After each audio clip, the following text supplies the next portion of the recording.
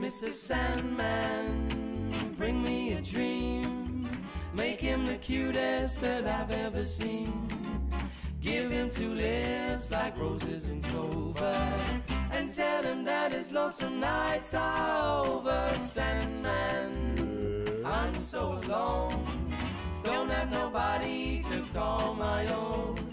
Please turn on your magic beam. Mr. Sandman, bring me a dream. Good evening, everybody, and welcome to tonight's episode of Nox Mente. Tonight we have Aaron from the Roofuscat channel.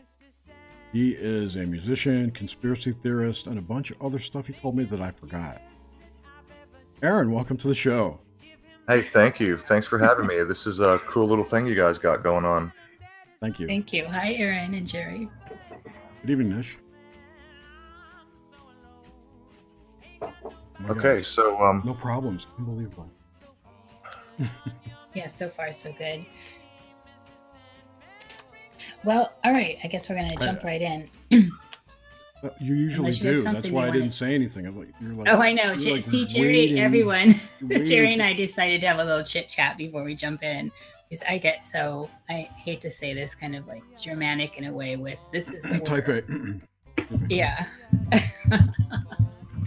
All right, sorry. Anyway, Aaron, I'm thrilled to have you here. I've been enjoying you on the Hive and on your own podcast. You've got a lot of energy, and I love the hard opinions. So this is going to be good. well, thank you. Didn't know that you were checking out the show that I do, but that's always good to hear. So thanks for that. Absolutely. I know I didn't give you guys a bio, so I'll just throw a couple things at you. Been an artist and a musician my whole life. That was an artist. I forgot. I am an unpublished author at the moment. I do a fair amount of writing. I have not published anything, have not completed my first book yet, so I guess I'm an unpublished author. So I don't know if that makes me look in. It counts, though. Yeah, I suppose it does. Oh, yeah. You know, I'm a very creative type. I'm a contractor. I build things, fix things, create things.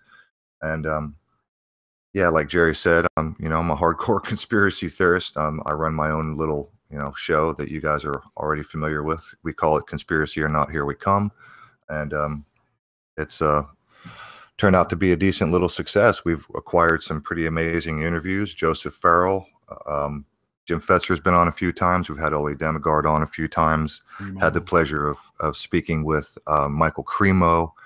We had Thomas Sheridan on. And so yeah, it's doing really well. I love Thomas Sheridan. I'd love to get him on here. I want to do another podcast so I could talk to all these people. That's kind of what I wanted to do. I mean, it's something I've been wanting to do for a long time. I listen to interviews virtually all day, every single day. And as a contractor, I sometimes, for a while, not anymore, the work has dried up, but I had a contract where it took me out of state doing commercial remodeling for a financial house. They're called One Main Financial. They've currently sold. They're not called that anymore.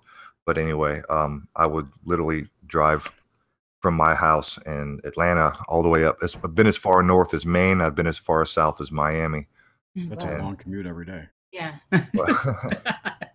It made me a lot of money, but I spent a lot of time on the road. And even though I'm a musician, I'm in my mid 40s and I'm a little bit burnt out on just listening to the same songs over and over.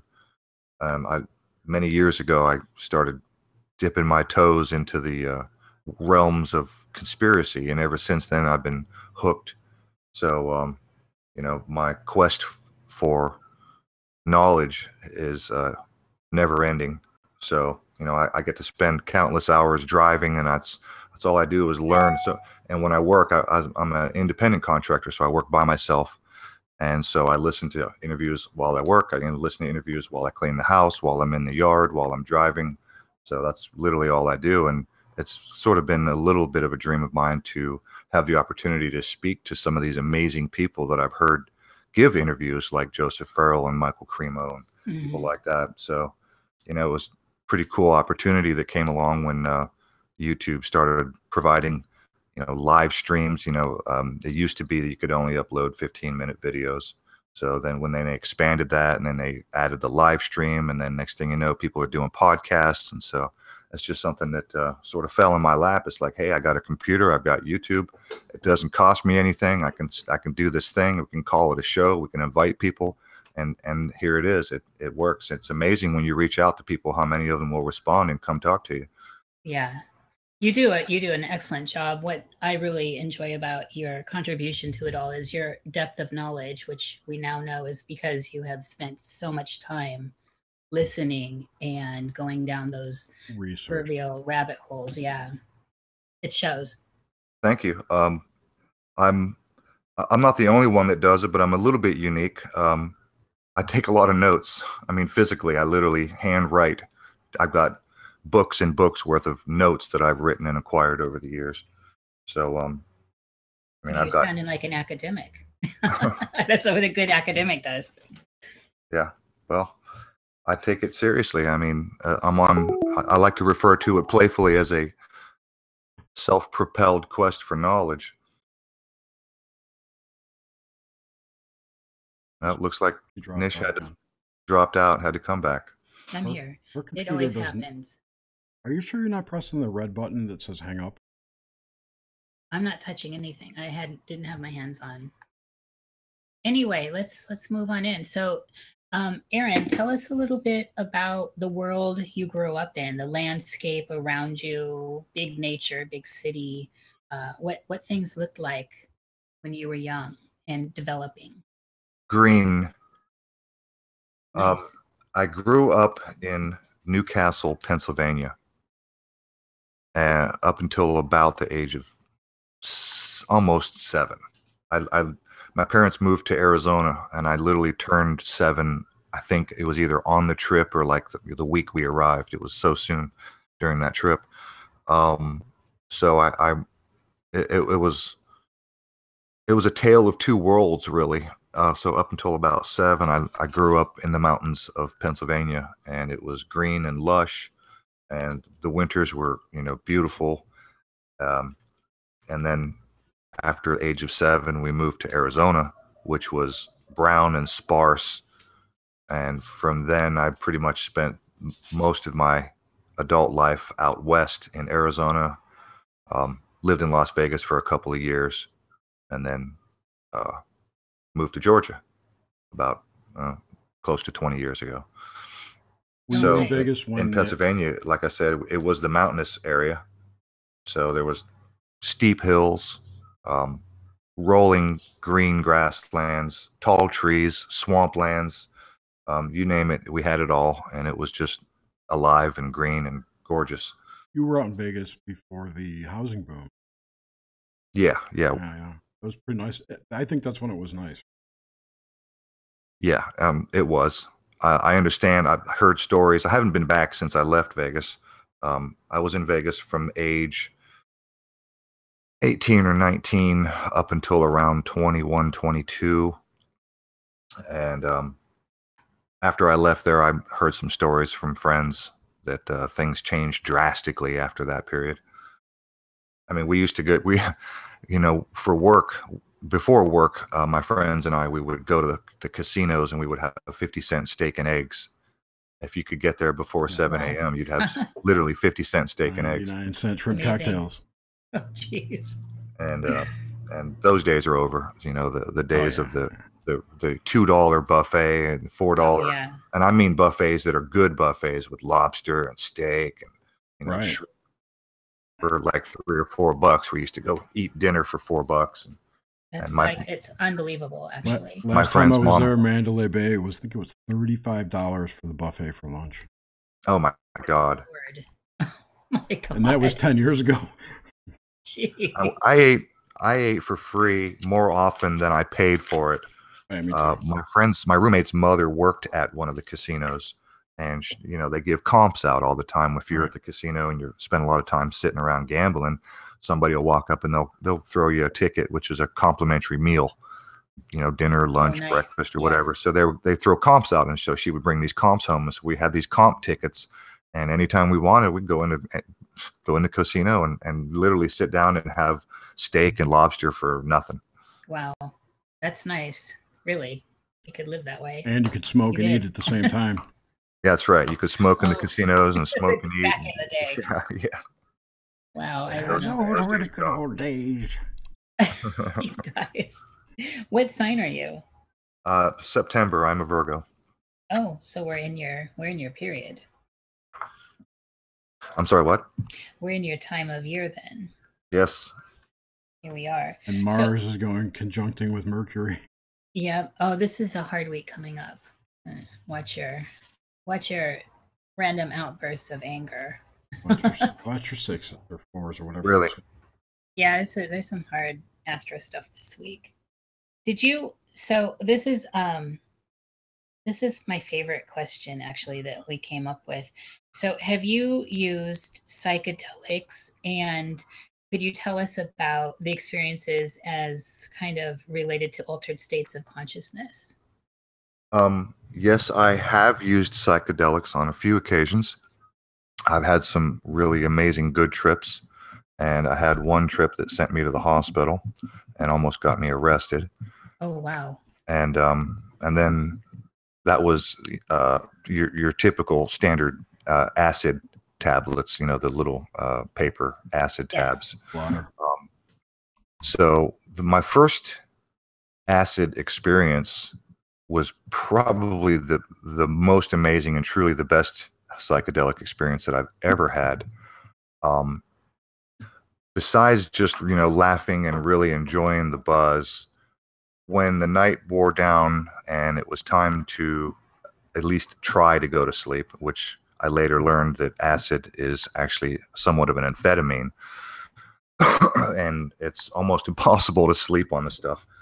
Yeah, you can't ride a bad trip out that way. I was late teenager, 17 maybe, and so I'm not sure if I actually made it to sleep. Maybe I did, but and this is kind of weird because it was probably affected by the work that I was doing at the time. I was working in a warehouse, and I was just a stock boy in a warehouse, and the warehouse was typical what you would see in like Home Depot or Lowe's, where they have the metal racks, okay, and the shelves, right? But when I was on acid and I tried to sleep, I went into a trip or a dream, if you will, one or the other. Couldn't tell you exactly which one it was.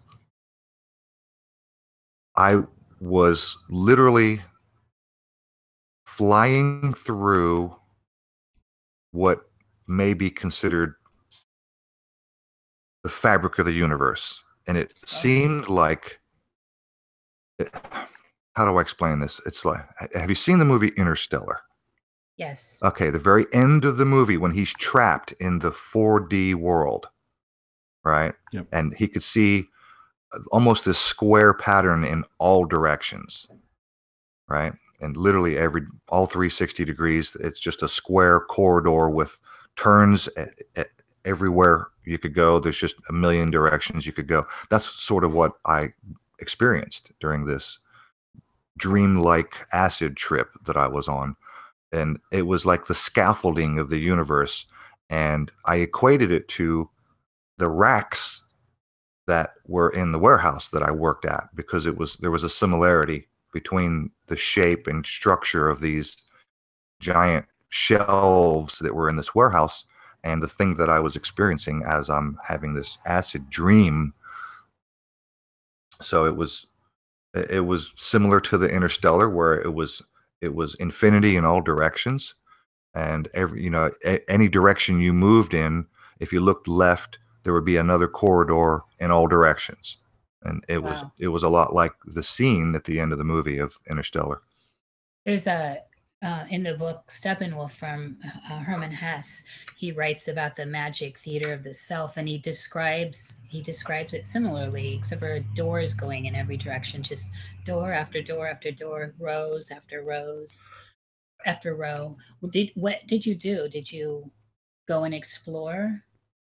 Um, I moved around. The scene never changed. It was almost as though I was trapped. I wasn't bothered by it. It wasn't a bad trip. It was just like, holy shit. It was a wow, wow, wow moment. And I kind of got the sense, like I mentioned, that it was almost like the scaffolding of the universe. And I moved around. You know, there wasn't much to explore. The scenery never changed. Oh, that's interesting. That sounds very digital for real. At least in the. What are you laughing about, Jerry? Nothing. It just seemed like that statement took him aback. Because he's just like, yeah, it was. Wait a minute. Okay, so Am I wrong? A little. No, yeah, I'm good though. No, I wasn't saying it was affecting you. It's interesting. It does have that. That's the imagery I have in reference to the movie. But then, of course, I threw in my reference, and then this last bit of talking about it really brought in a digital framework, which seems for me. Did you ever see the movie The Adjustment Bureau? Yes. Yes. Or yes. Was that movie with? Yeah, that had a little doors. Sutherland? Yeah. No. That was the other Sutherland. No. Matt Damon. Oh, yeah, Damon. Okay. Yeah. Yes, I did see that one. But they travel through doors. The quote unquote angels. The AI it's bots. a theme we hear about, and we certainly see it in the world of art around us. So it's fascinating that I'm enjoying hearing this, because it seems to, it's something that what I'm looking for in all of this is overlap. So you've given us that right off the bat. Are you good at dream recall, Aaron? Dream recall? Yeah. I'm not bad at it. I mean, I don't know what I could, pit it against. Well, some people actually don't recall, so they'll like have just a glimpse as they're waking up and then gone. And so, but I think Aaron, you've had some lucid dreams though before, and I know you've gone out of body. So yeah, I would say he's an experienced dreamer. Oh yeah, I'm absolutely an experienced dreamer. So I guess in that sense, I would say yes. I'm a pretty good, have pretty good dream recall. And so and being able to recall dreams, like if you could, when you pull them up in your memory, can you pull up specific dreams easily, or does there need to be a trigger involved? Like you walk into a room and then it reminds you of there are a handful of dreams that I have that probably will never leave my memory. They were so profound. And for the most part, I think what you mentioned as far as a trigger, yes, a lot of times it does require a trigger for certain dream memories to reoccur. Have you experienced in the triggers that it's the best word to use for this, and it's non-political. When you experience a recall of a dream that has just happened, like something triggered it, is there sometimes a deja vu related to it? It's interesting that you brought that up, because I remember I joined Jerry's Hive Live show a couple months ago, and I talked about this specifically, that my opinion, my feelings on deja vu, and I've had quite a lot of them in my life. And it wasn't until, I would say, my mid-20s that I came to a realization, and whether this realization is correct or not, I don't know, but at least it's the sense that I'm getting, that my deja vu experiences are the result of a dream that I had previously had. Mm-hmm. And probably 90 or more % of all of my deja vu experiences, they almost trigger a dream recall in and of themselves. Mm-hmm. Yeah, this is my experience also, so I find this interesting, and then it's one of the reasons why I keep asking this question of people. They seem to be completely interrelated for me. I think they are. I absolutely think they are. And on many When occasions, go ahead.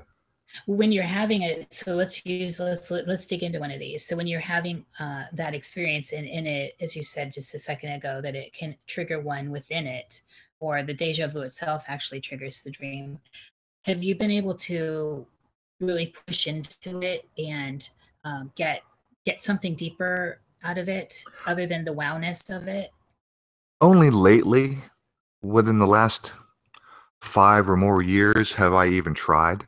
Mm-hmm. I mean, it was one thing in my mid-20s when I had the realization that a deja vu was the experience of something that I had previously dreamed. You know, we all understand a deja vu as uh, um, you know, the sense that you had done it before, Right. right? So you're in an experience, and you get the sense that you've been there before, you've done it before, you've seen it, you've heard it, and all your senses have experienced this before. Um, but in my mid 20s, I kind of came to the realization that my deja vus were more than something weird, more than something coincidence. That I I think probably, and I don't have a specific memory, but I think one of my deja vus probably triggered a dream recall, which is probably why I came to that conclusion. So yeah, that's what happened to me. I that's where I made the association, and I keep wondering if there's not a possibility of holding it for, or trying to use it as some sort of a gateway, and I'm not sure how to unfold that further, other than maybe it's like a time loop possibly that triggers an opening of some sort. And so you're the only person I've talked to, in talking to a lot of people about dreams and deja vus, that has made this connection so clearly, that has a sense of conviction around it. I'm pretty sure, and like I said, I don't know if I could pull one up from memory specifically at the moment, but I'm pretty sure after many years of observation, and I'm one of those people who does pay attention. Mm-hmm. I'm pretty sure that that's the case, that most or all of my deja vu experiences are something that I had previously dreamed. Yeah, yeah, me too. So give us a little idea about your dreamland, your dreamscape. Like, is it color, black and white, Oh, sound? I dream in color. I absolutely dream in color. So in the color, so digging further into that, is it a saturated? Is it like this experience we're having? How is it playing out? And okay, I might have to quantify this because, like Jerry mentioned, I do experiment, and I have had some out of body experiences. So,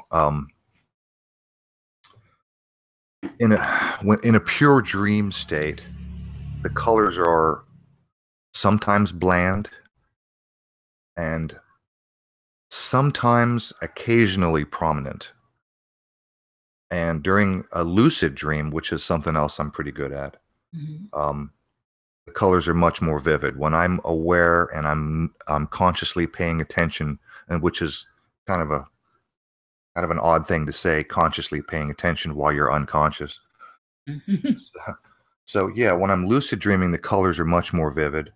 But when I have had meditative experiences where I come out of it having a pretty clear understanding that I think I've had an out of body experience, then it is as vivid as my waking eyes. Okay. So in this differentiation between these altered states, including the state we're in right now, what so tell us about the difference when you go lucid. What happens generally? Is there a familiar theme that happens? Does something turn on? And how do you maintain it once it happens? With lucidity first. Maintaining lucidity is sometimes tough. There are spurts where I can just be as absolutely conscious as I'm speaking to you now and have 100% full control over what is happening in a dream. And then there are times when I slip from lucidity to REM state, where I'm just fully in a unconscious dream and not aware of it. And then it's weird because I can actually slip back into lucidity. It's almost like waking up within a dream. You know what I mean? I think that's part of the goal. So I do think that people talk of waking up inside their dream. That's a moment of lucidity. Yes. During dream state, and this happens to me fairly frequently. Does lucidity lead to out-of-body experiences for you, or are they separate? That's a really good question, because when I meditate and I try to have an astral experience or an out-of-body experience, it is so similar to a lucid dream that's difficult to differentiate. Yes. How do you differentiate besides the vividness that you were describing earlier? How do I differentiate between a lucid dream and astral? And astral, the OBEs, yeah. I don't know. I don't even know if I can answer that because it's so hard to actually differentiate. Yeah. I mean, each time I have these experiences, I'm never really sure. I don't have the confidence to say this happened for sure, that happened for sure. Yes. What are some things that cause this though? So that cause you the lucidity? Do you stumble upon a reflection? It's awareness. It's just intention. I think it's pure intention, and I think it's pure. It's just a pure awareness with intention, and I gotta stress intention. Yes. I can't stress that enough. You have to want to. You have to mean it. You have to be serious about it, and you have to persevere. It doesn't always work. Are there things that that kind of classic, you snap out of it and you jump back in your body or whatever? Everyone has a different experience. Is there any common denominator with how you exit an OBE or an extremely lucid dream?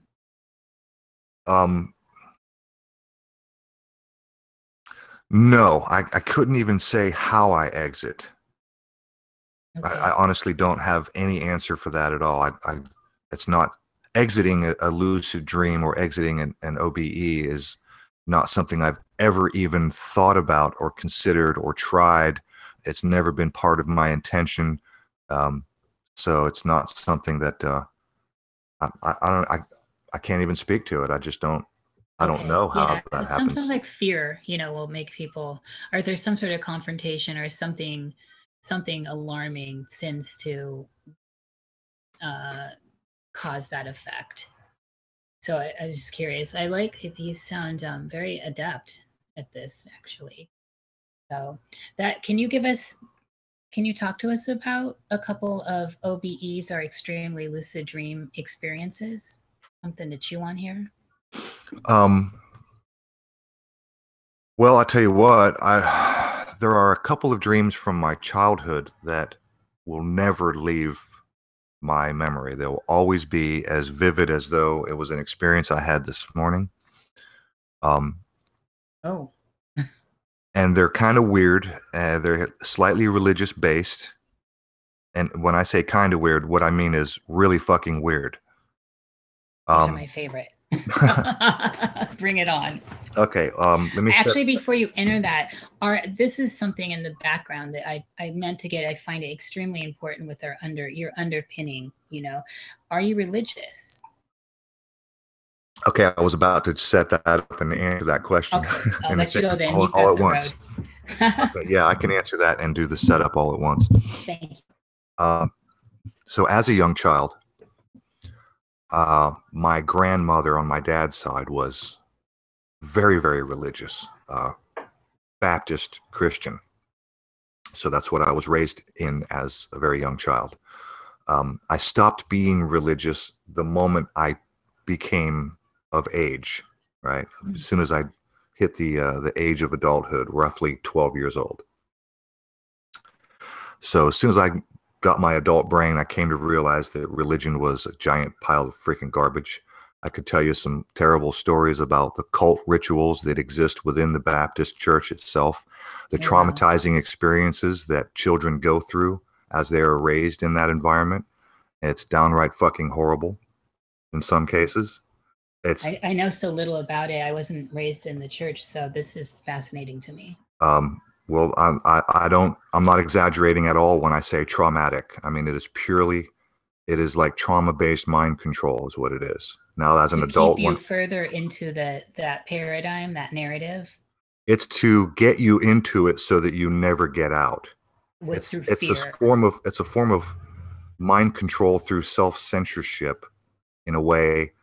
Once you're indoctrinated in fully, and your mind is locked in that paradigm, you'll censor yourself, you'll censor anyone else, and you'll keep yourself there, mostly out of fear, I think. Yeah. It sounds terrible. But I mean, I could talk plenty on the traumatic experiences as a child being raised in a religious environment. It's everything from the weirdness, the simple weirdness of having communion, right? The body of Christ, the blood of Christ. That's weird shit to a child. Okay, that's traumatic in and of itself. Right. That's mentally distressing for a child to reconcile. What the fuck am I doing? What do you mean I'm eating the body of Christ? I don't understand. Why are we doing this? And drinking the blood. It is exactly. Which church was this with? Or group? This was, well, again, I grew up in Pennsylvania, and my grandmother was a Baptist, so Northern Baptist. It sounds a lot like the Roman Catholic, which I was raised. And then moving on to other experiences like what they call the laying of hands and the speaking in tongues and laying of hands. This fascinates me highly, the spiritualism, or what they call it. There's nothing spiritual about this. This is trauma-based mind control. Wow. I swear to God, there's nothing spiritual about these experiences or about this ritual. And it's a cult. It's a cult ritual is what this is. It's purely trauma-based mind control. When you do it to a child, it is pure trauma. Yeah. And in my case, I am maybe 8 years old, way too young to understand much of anything. And I'm surrounded by a group of mostly strangers, right? My family, my grandmother was there, and one or two people from church that I knew were there, but the rest of the people, and when I say surrounded, it's like mosh pit surrounded. I'm talking assholes to elbows, where there is 10 or more people circling a child, all of them reaching and touching, right? They're all laying their hands on you. This is the laying of hands ritual, where you acquire the ability to speak in tongues. Oh. And during this ritual, all of these creepy, weird adults who all have their hands on you, and you're surrounded, you can't get out. They're all speaking in tongues. So you're a child and you're surrounded by a bunch of adults, most of them strangers, and they're rattling off gibberish in languages that they don't even understand, languages that don't even exist. And the only way I could get them to stop was to pretend. To go with it, to get out of it. Yes. So I made up some fucking gibberish and blah, blah, blah, blah. I'm not kidding you. I even as a young child, I had this much frame of mind to say to myself, this is not going to stop. Let's fake it. They'll leave you, and then they'll stop, and then fuck this shit. Yeah. Yes. You got to fake it till you make it, you know? So I hope my salty language is okay on your show, but I mean, this is a touch. Yes, of course. And I'm describing, my childhood trauma, so I hope this is okay. Show us on this doll where the priest touched you. No. I actually have a question or a comment on this. The speaking in tongues phenomenon, I've noticed, correlates or lines up with these channelers who start what they call light language, spewing out this light language, which is just a bunch of, blah, blah, blah. I can't even do what they do. Right. I'm sure you've seen them do this. Yes. Did that remind you of the church experience? Yes. So Yeah, yeah, I mean, you really just have to question what the hell is going on, and you probably will never get an answer, because when people are speaking in tongues in any form or fashion, it's not it's not an actual language. It's not maybe. like it's not like somebody in the church acquires such awesome spirituality that all of a sudden they can speak Italian and then they can go to Italy and people in Italy will understand them. That's not how it works. No, but what if an entity is being projected through them and speaking? That's Okay, possible. that's certainly a possibility, and I'm happy to entertain any idea. But my thought is But the fact it's a is that it's programming. happening to a kid, a little kid that doesn't understand what's going on is what's disturbing, I think. It should be outlawed, if you ask me. I mean, it is pure trauma. It was absolutely traumatic experience. The laying of hands, the speaking of tongues, even baptism is a strange experience to a child. Are you circumcised? I That's am. pretty fucking traumatic. Yeah. Well, I am, but I mean, I was, infant, so I have no memory. Just a little snip of your Still willy. adds up. All that trauma adds up. Yeah, maybe so. Yeah, well, that does stay with all the trauma still registers within your body. Store your DNA. Yeah, it's a digital memory. So I see a question in the chat, and I'll just reiterate that I was born in Pennsylvania, raised as a young child in Pennsylvania, and the religion is Baptist Christian. So that was me who didn't. I was in chat and not listening, so I missed. Oh, Jet Pet. That's not you. We love Jet Pet. I didn't see. I'm not on the chat right now, so I'm not seeing. I got it. So let's continue on with your this setup too.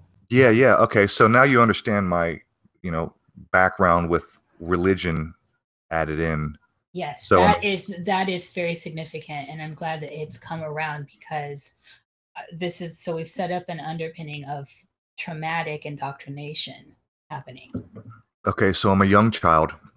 I'm raised in this environment, and I'm actually at grandma's house, and I'm sleeping on the floor. My dad might have been going through one of his 4 or 5 divorces at the time. I don't remember. But we're at grandma's house. I'm sleeping on the floor. And I have this dream. And I'm in grandma's backyard where she had a great yard and a great neighborhood and had friends in the neighborhood. Great place to grow up and play as a kid, except for the religion part. But so in my dream, I'm in grandma's backyard. And Noah's Ark is parked in the yard. And the scene is chaos. People are running around in pure panic. All right. Tons and tons of people just scattering in all directions, just in pure panic. And Jesus Christ himself is on the bow of the ship. Okay. This ark, this giant wooden boat is parked in grandma's yard. Big boat. Big. Christ is on the bow, right on the bow. He's got a rifle and he's shooting people. Okay. And when I turned and realized what was happening, I looked, saw the ship, saw Christ on the ship, saw him with the rifle. He's shooting people. He shoots me, hits me right in the forehead, literally right between the eyes. I felt the hot bullet pass through my skull. Oh, wow. I felt the heat.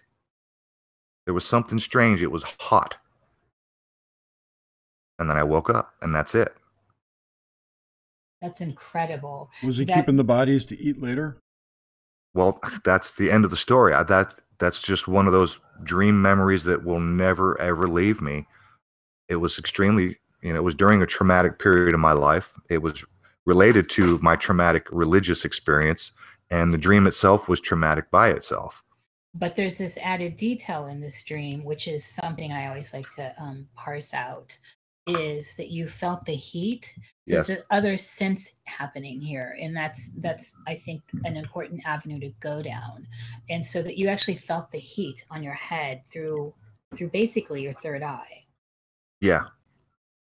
That's Which is weird incredible. because that sense in the dream state doesn't really occur very often. If a lot of people have never experienced the touch sensation in a dream. Absolutely, it's extremely rare. that I, and in at least all these years I've been talking to people about dreams and my personal journey to understand what's going on, I rarely hear people talk about that sensation. And for it to happen at such a crucial point and to be such a crucial symbol, set of symbols, but symbol as this is that particular chakra, that third eye, this set of symbols that you're dealing with in your life that's kind of scary with the indoctrination stuff, yet you're in a safe place, which is your grandmother's house. Has this reoccurred at all? Ooh, that's also where when you're baptized, where they make the sign of the cross. Right, Yeah, right on there. your forehead. That's right. Yeah. To block your third eye, but whatever. I mean, that's the same area too. So there's that aspect. Sorry. Well, I was Baptized by the bullet. Yeah, I was roughly 7 years old, so I'm really young, and I had no knowledge of third eye or anything beyond Tonka trucks. So Right. Yeah, this is a very significant dream. Is it? Wait. No,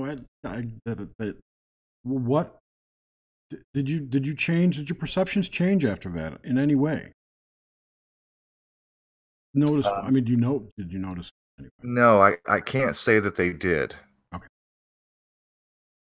What did you think, though? Do you remember when you woke up from this, and did you have to tell your grandmother? And Oh yeah, I I told everybody. It was such a powerful and vivid and realistic dream, and realistic in the sense that I'm not even joking when I say I felt the heat. I felt a hot bullet pass through my skull. Yeah, it's amazing. Did anything in your life change after this that was noteworthy looking back? Well, that was probably a period in my life where I was certainly going through a lot of changes. Between the ages of 7 and 12, I was, in my own mind, I was doing my best to move away from religion. So it was a transitional period to begin with. Nothing specific changed as a result of that dream, except maybe my perception. It was just maybe a trigger for me to pay more attention to things like that. Mm-hmm. Yeah, I can imagine. That's gnarly. So on this thread here, of senses, do you get other senses also? Like when you're interacting with others in the dream, does it step out from being that kind of ether energy, or also just interactions and smells, all this, anything that takes it outside of just you and the flatness that can just be sometimes imagery? I'm not sure I understand your question fully. Well, do you experience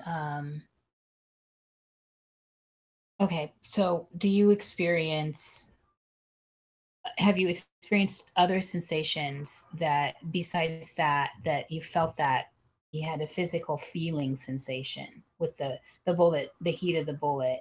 Have you had any other experience since then in the dream landscape of that kind of phenomena? I think hot and cold are the only other senses that I've ever experienced in a dream. I've never noticed smells. Okay. I have noticed the sensation of touch on occasion, and I have had the occasional wet dream. So obviously there's a sensation of touch. Yeah, those are everyone's favorites. Yeah, that certainly is a favorite. Never enough of those, actually. Every night, thank you. So, what about audible stuff? So not just language. Oh, yeah. Okay. Okay, So good. in that sense, yes, sound is something that I detect an awful lot in dreams.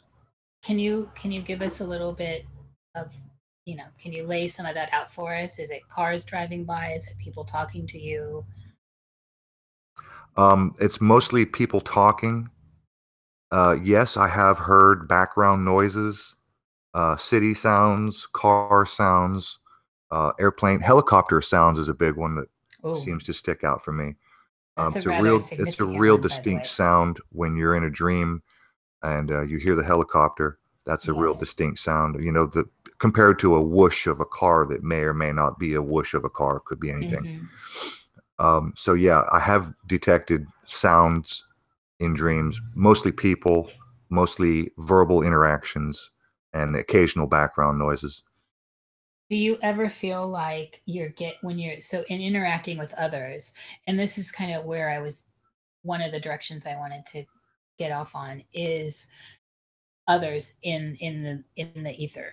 So as opposed to the dream figure on the basic REM experience, when you start moving into lucidity and then maybe OBEs, do you encounter people that you feel are not part of your inner landscape, not part of your unconscious, that are actually entities that you're interacting with?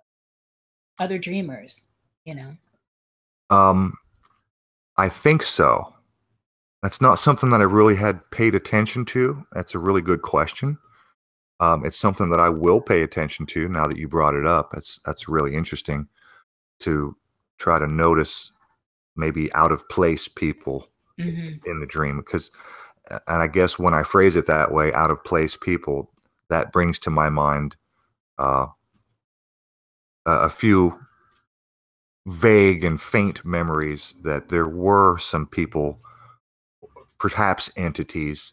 And it's kind of weird. Entity is probably a better name for it, because a lot of times in dreams, you're interacting with a person or someone, and yet at the same time, there's no face. Right. Absolutely. It's like you know who you're talking to, but you're not actually looking at anyone. Yes.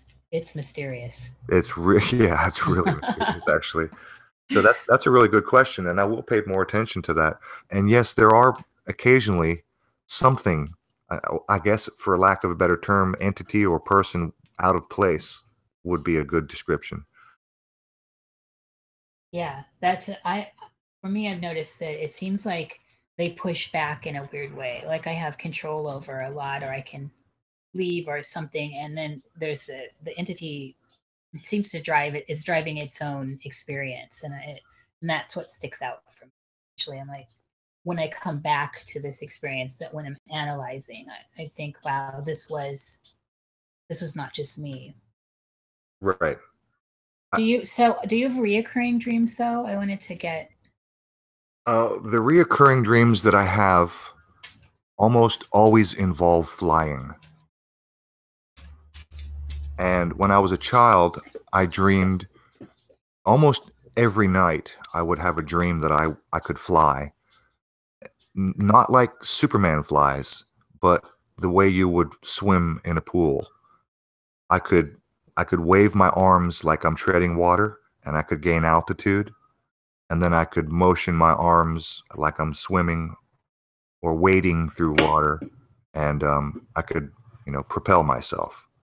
I love that. It does. There's something that seems exactly right about that, considering I feel, it all feels like different layers of pools or water environment.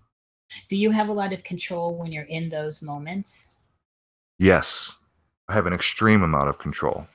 And lately, as an adult, I don't have those type of flying dreams anymore.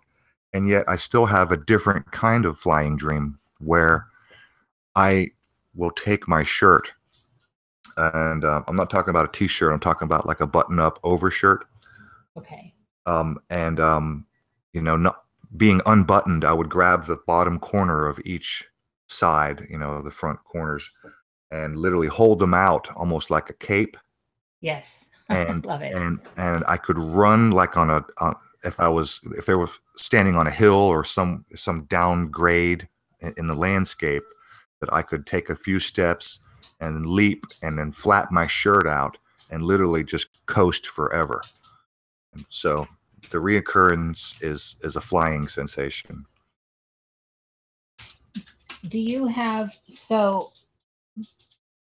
this is another, doesn't seem to be a common experience, but are you able to read glyphs or words? Oh, yes. Oh, please tell. Well, there's really not a whole lot to tell, except that I can, when I'm in a dream and I'm lucid and aware, and I usually have a lot of wow moments where I literally I can hear myself saying to myself, wow, holy shit, and at that point I'm suddenly extremely aware, Yes. very lucid, and then I become really observant. I start, looking around, and when I see things that have text on them, I can stop and take the time to read it. And it's not always easy, and it takes a fair amount of effort, and I'm getting better and better at it. But yeah, it is something that I can do. When I see words written, license plates, street signs, billboards, once or twice I read a page out of a book. So yeah, when I do see text, I usually will often stop and try to read it. Now, the recall later after I'm awake is so far null. I have not been able to remember anything that I've read. Okay. Yeah, that seems to be tricky too. I'm really astounded. Again, this is a fascinating conversation. It's so rare that I hear people interacting with language glyphs, and I've not been able to pull anything back either. But it always something. It seems so important that we, Yeah. that it's crossing this barrier into our left brain, and that we should bring this information back. I think probably we do bring it back. We bring it back in our subconscious, and it will probably affect our lives in ways that we'll never know. Right, in subtle ways. That's this is good. Do you have you had this feedback, because you wouldn't know unless you have it, throughout your life, been a sleepwalker or talker? No. Okay. No. So I want. I mean, maybe once or twice in my life, I maybe had a girlfriend who said, you were talking in your sleep, you were saying stuff. Other than that, I would have to say largely no, that I'm aware of. Never been a sleepwalker, never had anybody tell me you were sleepwalking. Once as a child, I did actually sleepwalk once. Wow. And it's kind of a funny story. I got up to go to the Seems like they always are. Well, this is a funny one. I got up to go to the bathroom. I was probably 6 years old, maybe 6 or 7. Got up to go to the bathroom. I thought I was awake. Thought I was going to the bathroom. I thought I was in the bathroom. Well, it turns out I was in the hallway. Yes. So I was woken up by my mom screaming at me, "What the fuck are you doing?" Yes. Peeing in the hall. I do. I find those so great. I love those stories. I witnessed my brother do it, and it still makes me laugh. He did it on the TV. So, have you had experience with night terrors or nightmares? Well, I don't know what a night terror is specifically, so I would have to say no. I've certainly had nightmares. I've been chased around by dinosaurs and chased around by zombies, and I've had experiences. Usually I'm being chased. That's the biggest fear in a dream, is that something is after you and you're trying to get away. Yeah, it seems to be a common experience. Have you had any of these nightmares that felt maybe prophetic, or more like it's not just you working out some sort of issue in your day-to-day life, that it might be? I want to move into a little bit of this too, the prophetic stuff, maybe. So have any of these experiences that relate to nightmares had a deeper feeling to them, a deeper message about them? Besides overcoming the fear, I don't have any sense of any particular message that I maybe was supposed to receive. And I think that getting over the fear, addressing fear, facing fear, was probably the biggest message that I've taken away from my nightmares, which basically I think is probably what helped lead me into lucid dreaming to begin with. Yeah. It's just being aware and not being afraid to shed the fear. Yeah. Being able to shed fear on the spot in the moment. Yeah, and certainly from everything I'm gathering in this conversation, you seem to be good at this. Otherwise, they're different directions all this goes. So on prophetic dreams that don't necessarily have to revolve around shock information, do you have a sense that there is a way to pull in future information from the ethers through dreams? Well, yes and no. I haven't intentionally tried to pull in future information, except for only within the last couple of years that I've tried to do that. But for the most part, the only prophetic aspect was what we've already talked about, which is the deja vu experience. Yes, which is very But magical, that's really. something that sort of happens on an accident, and you just have to notice it when it happens. It's not something that you wake up and you try to decipher what your dream was, and then, you know, of course, life takes over, and the whatever prophetic information you may have acquired, you know, it may not happen for years, and so it's not something that you can keep in your mind all that time. And when it does happen, you may not even remember the dream when it happens, and so that's a real tricky one. Yeah, it is. It's definitely a labyrinth. That's why when I have those deja vus, I really, really try to stop everything and push into them. I want to be able to walk through it.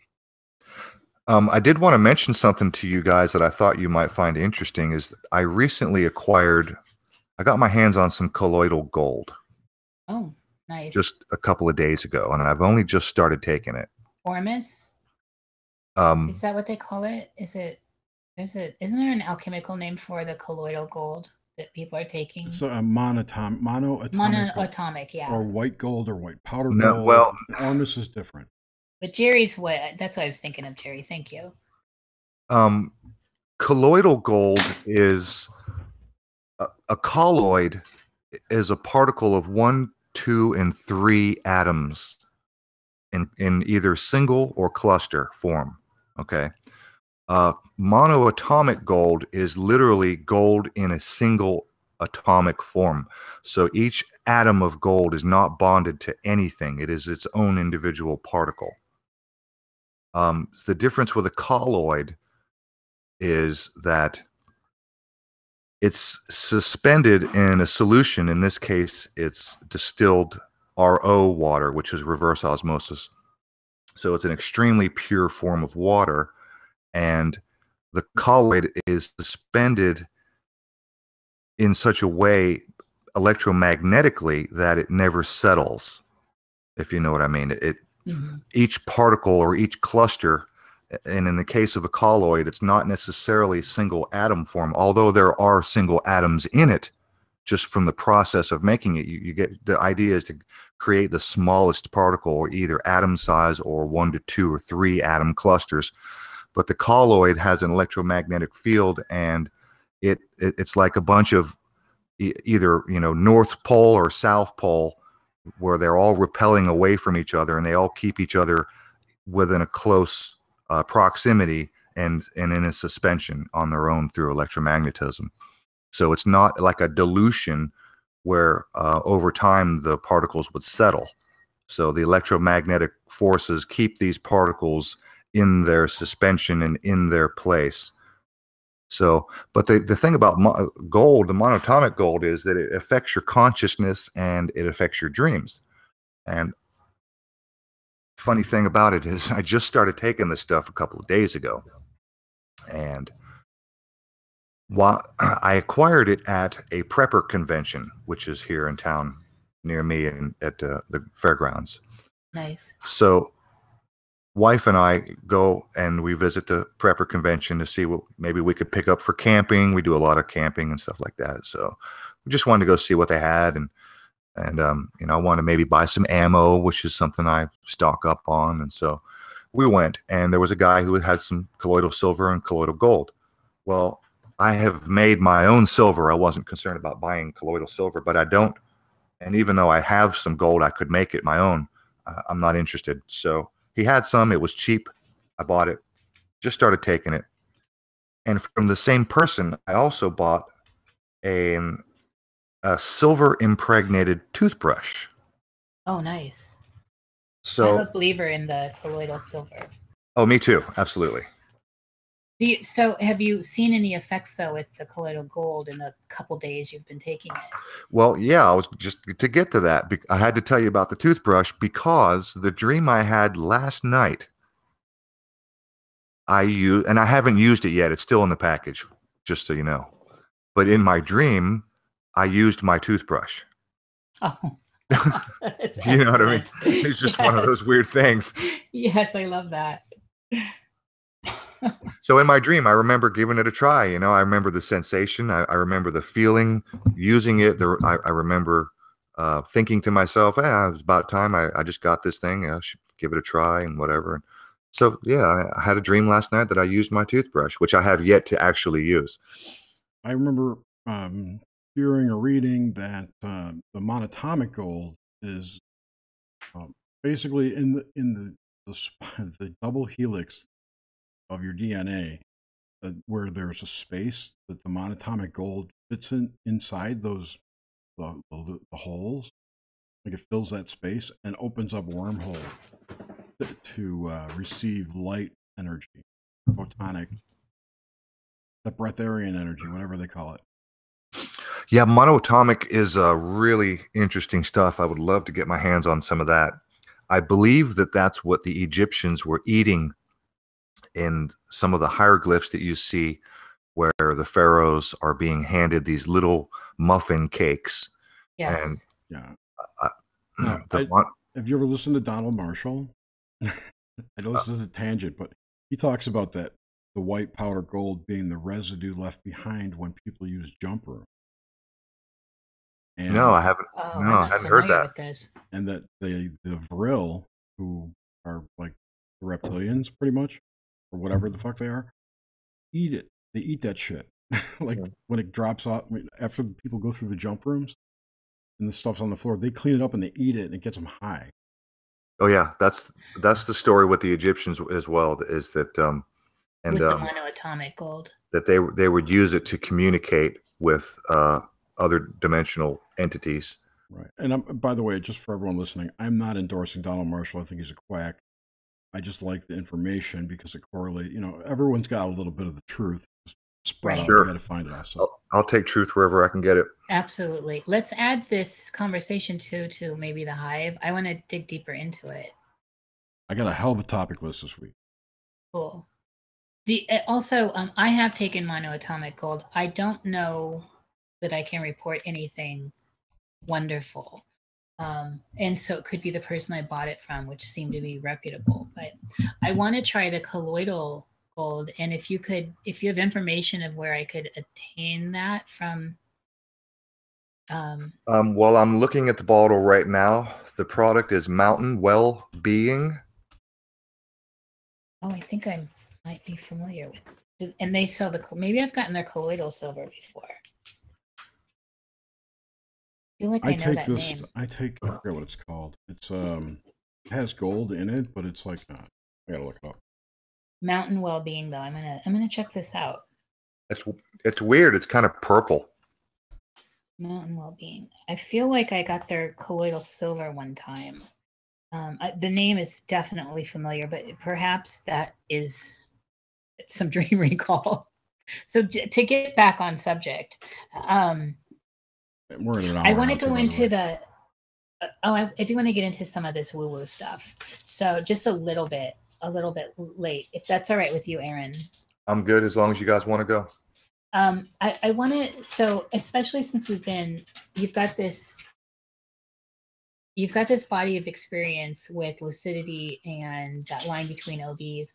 I want to get a little esoteric in this idea of what you think is happening and how it relates to the experience we're having here right now. Is there a bridge? Is it is there something deeper going on that's connecting it all, or is it all just part of our internal workings? I'm strongly suspicious that there is absolutely something deeper going on, and I've had that suspicion long before I was into conspiracies, long before I did any of my own research into the occult, the esoteric, the ancient stuff. Before I learned about any of this stuff, I had the sense that something weird is going on, and even though I was raised in a crazy religious environment, and I desperately did all I could to get away from that, I still had this internal sense that there is definitely some weird spiritual aspect to life. Something just wasn't freaking right. Mm-hmm. And nobody could tell me what it was. Nobody knew what it was. Nobody was even interested in talking about it. Mm-hmm. They had no basis to talk about it from which to talk about it. So I think we all have that sense. Yes. And to try to answer your question from my own experience, I would suggest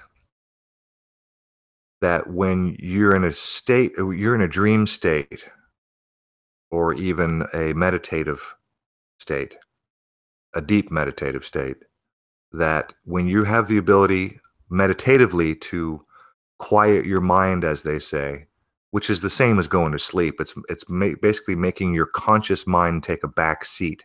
Yes. So when you're either asleep, your conscious mind does that naturally, or when you're meditating, you force it to happen. When you can, when your conscious mind is in the back seat, obviously your subconscious mind is busy, busy, busy. So the thing is that our subconscious mind is always working, regardless of whether we are awake or conscious. Yeah. So I think our subconscious mind, what a lot of people might refer to their own experiences as being intuitive. My intuition says this, or I'm getting an intuitive feeling. Mother's intuition, that kind of thing. This is your subconscious speaking to you. It's always there. It's always on. It's always active. It's always busy. It's always in connection.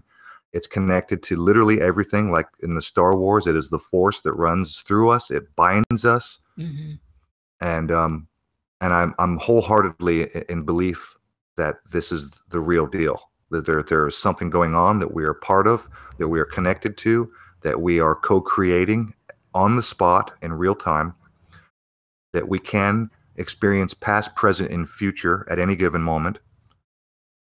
And the subconscious mind can tap into all these things at any given moment. So there's a body of knowledge that we can access through our subconscious.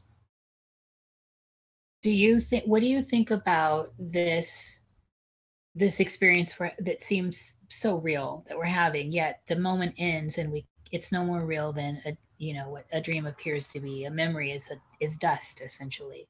So what makes this, like, here and now so vivid, so real, so tangible? That what's setting this apart? Is it our will? Is it our consciousness saying, I am right here now? Is it, what do you think this is that's happening? Without trying to repeat what I've heard other people say about it. Yeah, I want what you deeply feel. That's the hard part right there, really, is describing it in your own words without repeating what you've heard. That's really the hard part. What makes this now so real? For you? Because, I mean, in repeating things, that's obviously stuff we obviously would identify if you're going to repeat something else. But I feel like we all have a bit of the truth, a little bit of the sparkle, all of us do. And that's what I'm looking for, is to find other pathways to I don't know what's going on. And so I'm trying to hear what other people think is going on besides the in quotes experts, because I just feel that there's something deeper to this physical experience we're having. And I'm saying that not as anyone that's been in, that I'm not bringing religion into this. Well, obviously the universe exists in one form or another, whether it be the real tangible universe that we all grow up with, or an etherical, non-tangible universe that some of us tend to explore when we go researching these things and questioning these things. I think that I'm sure you're aware that you've heard of, you understand the concept of the duality of the universe. I think the concept of the duality, and I will answer your question, I have to try to set this up. The concept of a duality is a bit of a misnomer. I think there is a triunity, which is reflected in literally every single culture and religion throughout all of human history that we know of. There is a trinity in every religion. And you ask the Christians, it's Father, Son, Holy Ghost, and you ask somebody else, and it's, you know, similar but different. You know, you ask someone like Mark Passio and he'll tell you what's thought, emotion, and action.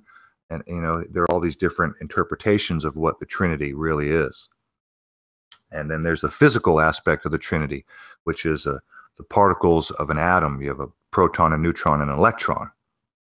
So there's a physical aspect to the Trinity. And then like the mind, spirit, and body would overlay both. Right. Yeah, you could go on and on and on. I think Mark Passio is fairly accurate with his interpretation of thought, emotion, and action. Yeah. In order to manifest, you first have a thought, and then you have a feeling about that thought. And then based on that feeling will depend on whether you act on it or not. So the act of acting is the result of an emotion, which is the result of a thought. So everything begins with a thought, which is the Father. And then the action is the Son. And it's a male, it's a masculine. So the Trinity in religion is Father, Son, Holy Ghost. The Holy Ghost is emotion, it's the feminine. Mm-hmm. So Passio describes it as a thought, which is the masculine, and then the feminine, which is the emotion. How do you feel about that thought? And then the action, which is the result of the two coming together. The mother and the father come together, and they manifest an offspring, which in the case of religion is represented by a male child because men are the doers. You know what I mean? Mm-hmm. I'm So following that's I'm how. familiar with Mark. But I think that there's a trinity or a triunity to consciousness as well. Obviously, we have a conscious mind. Obviously, we have an unconscious mind. And yet, at the same time, we still have our emotions, which are separate from both of those.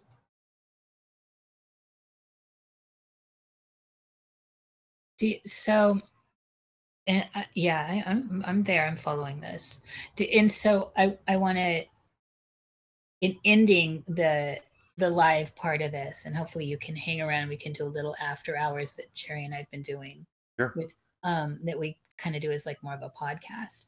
I like to end on the death note, and so all of this seems to me like they're gates of perception, right?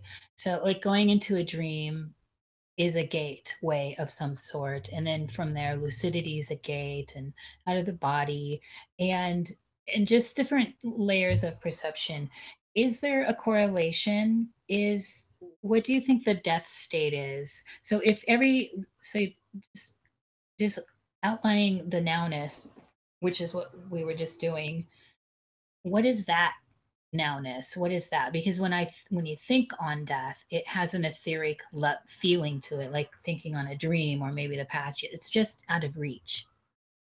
Yet it's somewhere we're headed, and it seems somehow tied into all of this. What are your thoughts on it in context to all this? That's a good question. The death state. Yes. The death state, in my opinion, would be the loss of the conscious mind, and probably nothing more. I think the unconscious mind will continue, and I have to assume, just through what little experience I've had with, you know, the dreams and the stuff that we've talked about, that the emotional aspect would probably hang and linger with the unconscious. I think the emotion and the unconscious are integrally linked. That is why I think a lot of people describe their intuitions the way they do, which are usually based on emotion. Mm-hmm. It's a feeling. I got a feeling this isn't going to work out, that kind of stuff. So I think emotion is tied directly to the unconscious. And I think the death state is probably a condition where the conscious mind ceases to exist. I like that. And I can certainly pull up to that. And it's also, we're all going to get there. At this point, too, also, let's open up to the chat. We like to ask questions. So I haven't been looking. I know it looks like Jerry's up in here though, carrying on. So any questions for Aaron, please put in all caps and we'll see what you have. Yeah, I think the unconscious mind is everywhere. It has access to all things at all times. And I don't think that would change with death.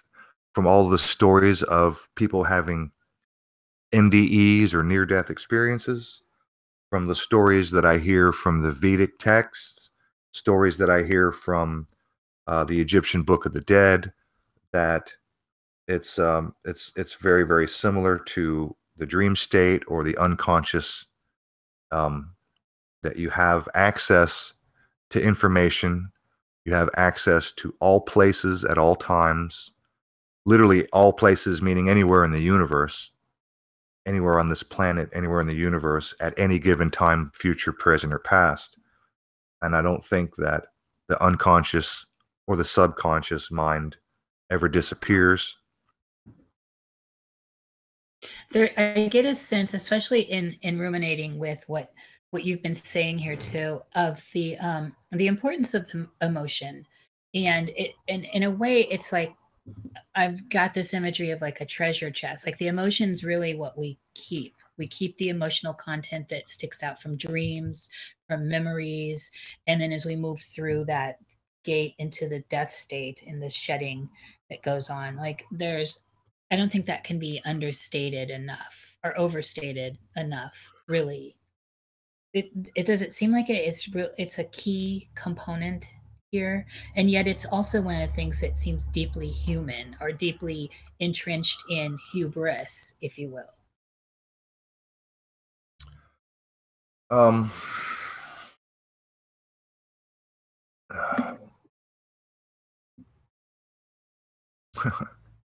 Oh, whenever, and we can get into this conversation. Yeah, let's say that for in later. our after hours. So we'll go with the question, Jerry. Okay, so Omar asks, why do you think we are left out of the real reality and left with what we read and write and create, and told that is reality? Because in a sense, it is reality. I mean, it certainly is reality. There's the concept that we live in a matrix. There's the concept that, physicists will talk about all the space in between atoms, which is 99.999% empty space. So they say we're really not here. But at the same time, if I punch you in the face, your nose is going to bleed. Mm. So there is a reality, a tangible reality that is very real. It hurts when I bang my elbow. There's something very real about that. When I bang my elbow in a dream, it doesn't seem to hurt as much. So apparently there is something very real to this tangible world that we live in. And back to the question, why do you think we are left out of the real reality, left with what we see and create? He followed it up with, he said, not really why, but more like, do you think? So I'm just adding that. Okay, I see that there.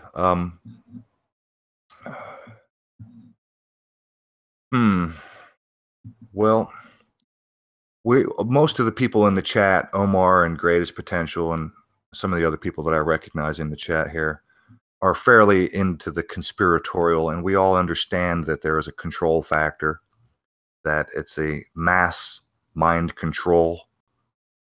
I think that the power of the human mind is probably the greatest fear of those who would control us.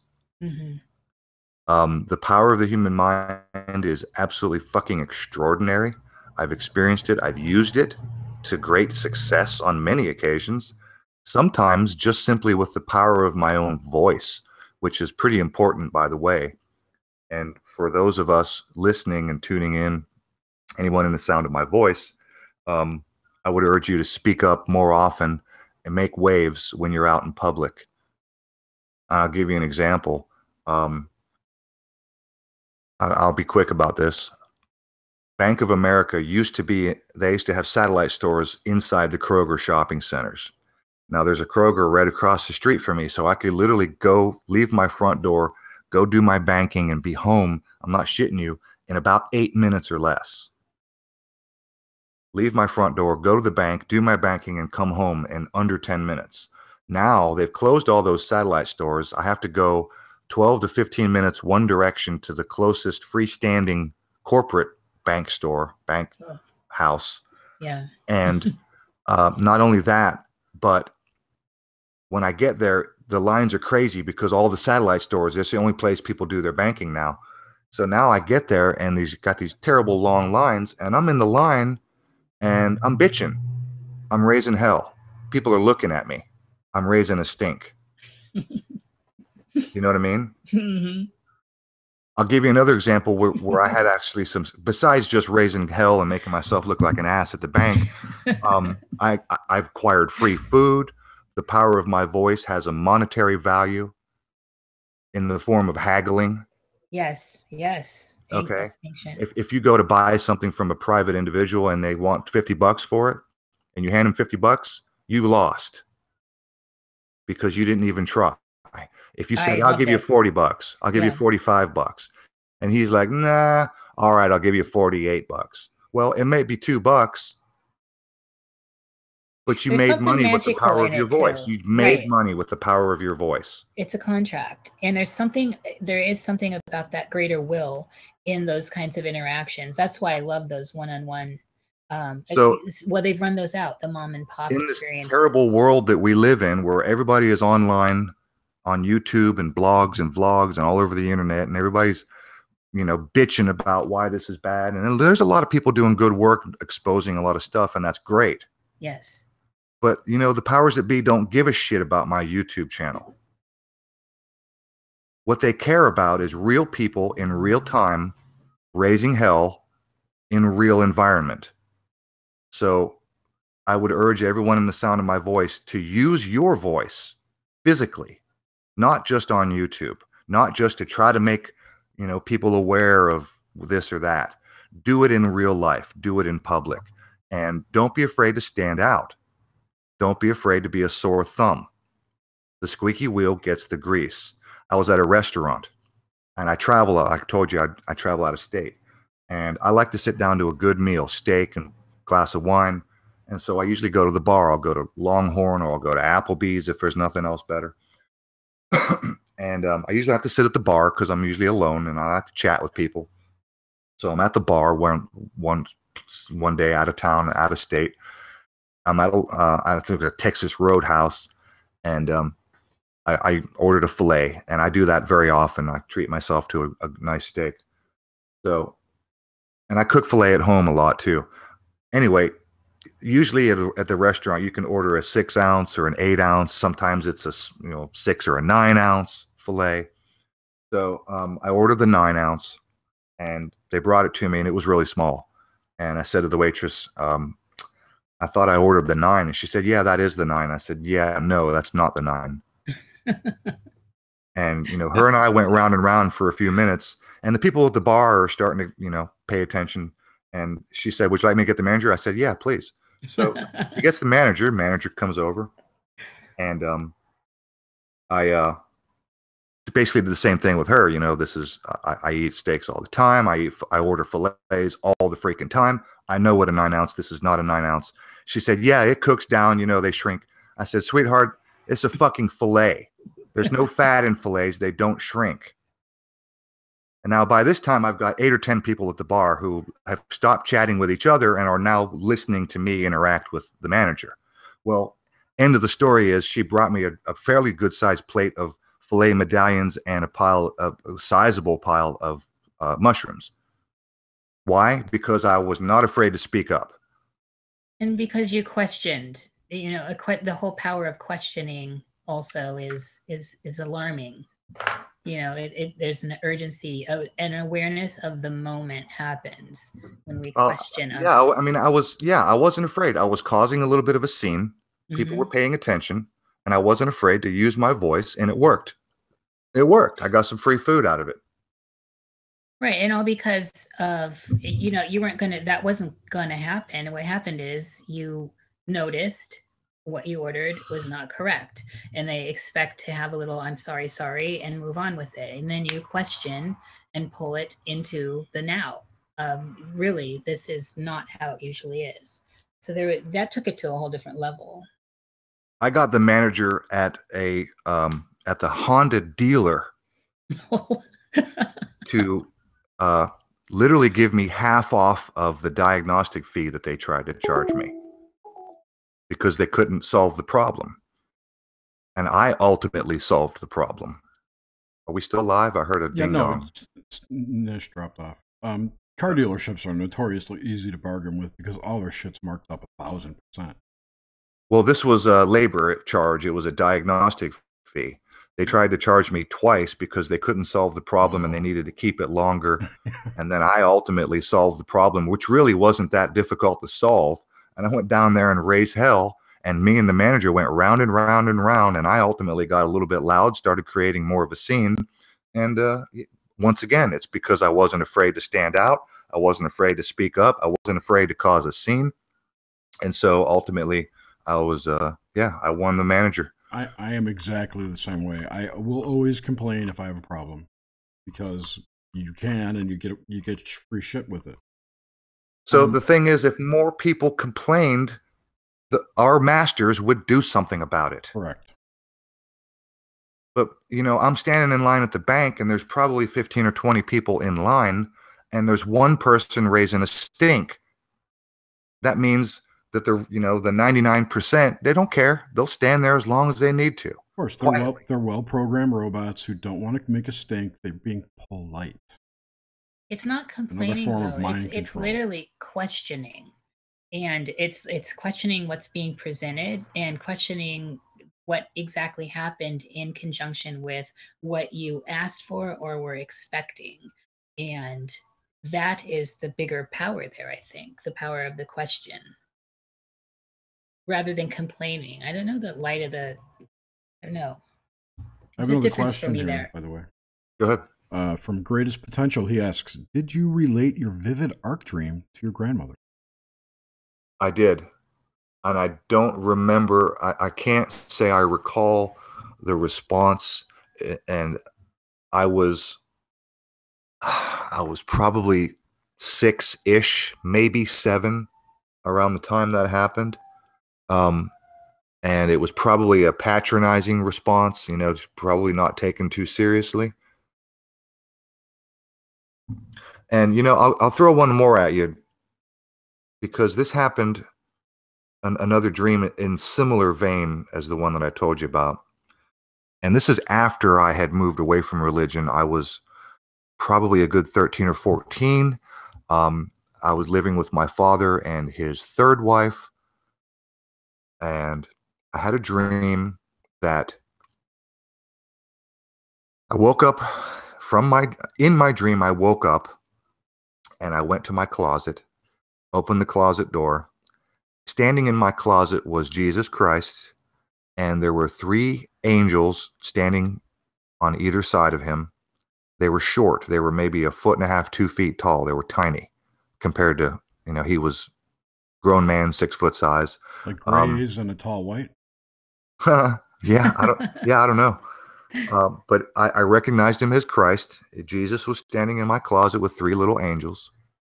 And there was nothing significant about that, except when I went downstairs to tell my parents, they were frying onions. And it's just bizarre. And it's just one of those, it's another one of those dreams I'll always remember it. And I don't know why. I have no idea the significance. It's just bizarre. Jesus is in my closet.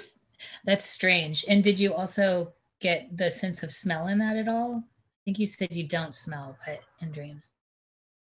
That's amazing that you mentioned that, because until you mentioned it, I may recall smelling the cooking of onions. Mm-hmm. Right. And that's probably the only time I've ever noticed the sensation of smell in a dream. And there's very distinct smell as well. But it drew, and it was part of what drew you downstairs. They were down there. Yeah, well, I mean, my parents cooking onions downstairs, that was all part of the dream as well. Yeah. Yeah, that's what I'm saying. Interesting. The Jesus imagery is interesting. So there's only two of those that I have relating to the Jesus imagery, as the two that I just mentioned. So you asked earlier about reoccurring dreams. That's the only time I've had the reoccurring Jesus theme. Yeah, but that's a theme and not actually a reoccurring. Yeah. Although they do play together. You know, sometimes it seems like I find myself in places I know the place, so it's like this same warehouse or this same street, or but maybe it looks different, but it's familiar. Yeah. The familiar aspect. So I think since we've run real long, and if there are no more questions, I've been looking at the chat. So if you two have seen any other questions, we'll end the live session of this. No, I haven't seen any more questions, and we've only been on for an hour. So I don't know how that works. I thought you gave us the hour notice. It says we've been live for an hour. We started a little bit late. I think we're at an hour and a half mark. I see 2 hours. Started streaming 2 hours ago. Huh. Okay. On the live, it doesn't matter. All right. So there you go. That's a show.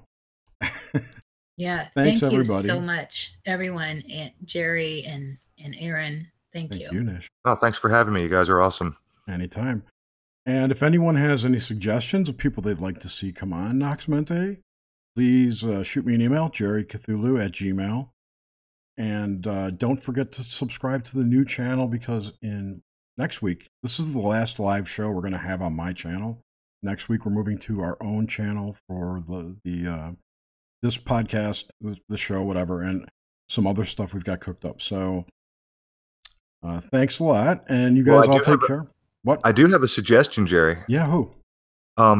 If you recall the last, I don't know, a month or so ago when I was on your Hive show, I brought up the idea of attempting to have the same dream, working with friends, family, to try and at least attempt to meet up in a dream or have the same dream. Do you remember that conversation? I do. This, absolutely. Yeah. We were looking for the next major energetic event. Yeah, so I mean, I know you're looking to shut down show right now, and it's probably not the best time to bring it up, but I just think that it's something I've tried on many occasions, and I can't seem to get anybody interested enough to really try. Well, why don't we save that for a round table? Yes, and try it with that group. So it's going to be all strong, lucid dreamers, and people who could do it. Okay. Not people like me. Okay. But yeah, no, that's a good idea. And I do want to try that. I would love to get more experimental, areas of investigation. So. Yeah, and it's something that's going to require a serious group of people who consistently try on a regular occasion, because it's not something that anybody's going to be probably. I suspect it's not something that's going to happen certainly on the first try. This is effort, and it's like a muscle. We just have to start building upon it. Even just talking like this with these shows, which is what Jerry and I wanted to do, is just we're bringing forth this. We're opening this gate in the unconscious or in the ethers into here. We're building a bridge. So just this, we're hoping for more dream recall and possible meetups, which is what you're talking about, Aaron. So yeah, this Dr. Michael in the chat, he says a practice telepathic connection, which is a really excellent way to phrase it. I recall a moment sitting in the car with my brother. His name is Scott. Many years ago, I'm probably 19, 20 years old, and we would drive to work together. And it was a silent moment where nobody was speaking. And in my mind, I said, Scott. And he turned to me and he said, what? But I didn't verbalize anything. I just said it in my mind. Oh, I love that. It's possible. It's really possible. The power of the human mind is truly amazing. And it's something that we should actually practice. And like I said, it's the one thing that our masters fear the most is us using the power of our mind. I think it's never been more important than now. It's what we have to do now. I think it's important for people to start focusing on this. If we want to get out, we have to go deeper in. Yeah, absolutely. On that note. On that note. All right. She drops off on that note. On that note, good night, everybody. Take care. And we'll talk to you next week on the new channel. Either. All right. Not the same bat channel. Same bat time, though. Goodbye. All right. Awesome. Thanks, Jerry.